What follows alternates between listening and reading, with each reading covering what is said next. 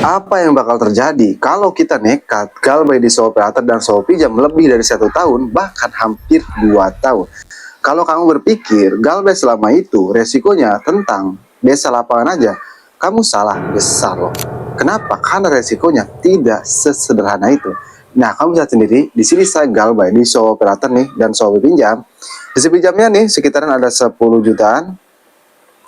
Oke, kamu bisa sendiri dan galbanya ini hampir 2 tahunan. Di separatornya kita klik.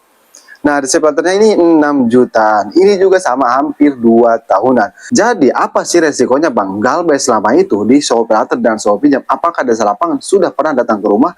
Jawabannya tidak terhitung ya. Jadi buat kamu nasabah sewa operator dan sewa pinjam, simak aja deh video ini supaya kamu tidak salah paham. Karena di video kali ini saya tidak hanya menjelaskan resikonya, tapi saya juga akan menjelaskan solusinya. Cuman sebelum pembahasannya, buat kamu yang bergabung ke grup WA Kang Galbay, untuk linknya ada di deskripsi video ini, kamu bisa langsung klik saja. Grup WA Kang Galbay itu gratis, tidak ada biaya apapun. Tapi jangan lupa subscribe channel ini. Nah, kita kembali lagi ke topik pembahasan. Seperti yang saya bilang, galbay di Shopee Paylater dan Shopee Pinjam itu bukan soal desa lapangan aja. Mereka ini kaya pinjol ilegal. Kenapa saya sebut kaya seperti pinjol ilegal? Karena mereka suka keluar kondar. Mereka suka menghubungi nomor yang sering kita isi pulsa. Nah, itu keluar kondar dan jelas itu melanggar aturan dari pihak OJK. Kenapa? Karena pihak OJK melarang setiap DC pinjol menagih ke selain yang bersangkutan. Lebih tepatnya menagih ke selain si nasabah itu sendiri. Nah, kalau mereka menagih keluar kondar ataupun ke kontak-kontak kita, itu jelas loh mereka melanggar aturan dari pihak OJK. Udah kayak pinjol ilegal saja. Nah, meskipun sewa operator dan sewa pinjam ini termasuk ke pinjol yang sudah besar, pinjol yang sudah tersohor, tapi mereka itu kayak pinjol ilegal, suka keluar kondar. Jadi bagaimana cara mengatasinya Bang? Jika mereka menghubungi nomor yang sering saya isi pulsa, kamu klarifikasi, kamu bilang ke nomor yang kamu isin pulsa, kalau ada DC Shopee error nge-WA, biarin aja, nggak usah direspon. Kenapa? Karena kalau direspon, maka si nomor yang diisin pulsa itu sering loh dihubungi oleh DC Operator dan Shopee Pinjam ini.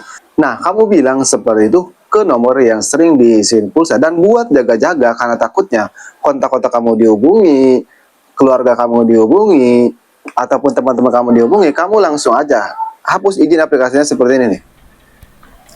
Nah, hapus izinnya. Tujuannya buat apa? Menghapus izin aplikasi seperti ini. Tujuannya supaya mereka nggak ada akses lagi ke kontak-kontak kita, ke galeri kita, supaya mereka tidak bisa mengetahui nomor telepon teman kita, nomor keluarga kita, ataupun nomor bos kita. Karena mereka berani keluar kondar. Jadi mereka bisa saja menghubungi kontak-kontak kita. Kamu lakukan hal tersebut.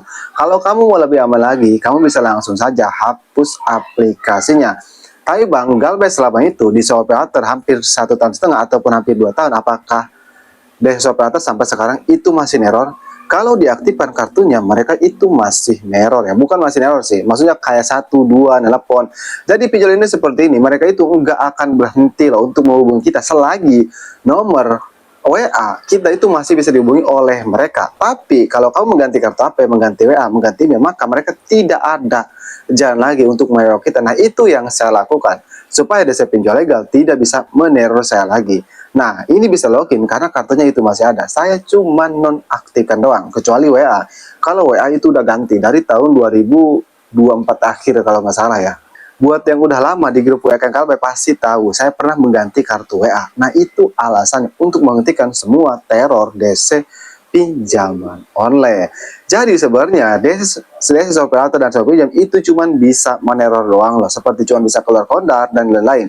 Dan resiko terberatnya aja cuma nama kita masuk SIRIK OJK, tidak ada resiko lain-lainnya. Tapi Bang, bagaimana mengenai desa lapangan, sewa operator dan sewa pinjam? Kan seperti yang kita tahu, sewa operator dan sewa pinjam ini pinjol yang sudah besar, pinjol yang sudah tersohor. Nah, kita harus akui itu, emang sewa operator ini pinjol yang sudah besar, pinjol yang sudah tersohor, dan banyak penggunanya. Tapi fakta yang harus kamu tahu, mereka tidak pernah memiliki DC lapangan. Kalau kurir itu banyak ya, setiap hari saya suka didatangi kurir dari sewa operator dan sewa pinjam, maksudnya dari pihak Shopee. Jadi kesimpulannya, meskipun mereka pinjol legal, pinjol yang berizin OJK, ada wewenang untuk memiliki desa lapangan, mereka tidak punya desa lapangan sama sekali. Dan hati-hati kalau ada yang mengaku desa lapangan dari pihak sewa operator, kamu tanyakan surat tugasnya, inkarnya. Kalau mereka tidak membawa surat-surat seperti itu kamu laporkan aja. Kenapa? Karena itu oknum penipuan biasanya. Dan itu sudah marak dilakukan oleh para oknum. Nah, sebenarnya resiko galbait di sewa operator dan sewa pinjam itu cuman seperti itu saja. Yang penting kita itu harus klarifikasi ke nomor yang kita izin pulsa, hapus semua izin aplikasi, ganti kartu HP, ganti kartu WA, maka kita akan aman. Cuman perlu diingat, yang namanya utang piutang itu wajib dibayar. Tapi kalau kadang kita lagi tidak punya uang, seperti ekonomi kita sedang turun drastis, utamakan kebutuhan keluarga kita, jangan utamakan kebutuhan pinjol. Buat kamu yang ingin request tentang video selanjutnya, tulis aja di kolom komentar, insya Allah saya akan bahas. Oke, saya Kang Galbait, sampai berjumpa di video berikutnya.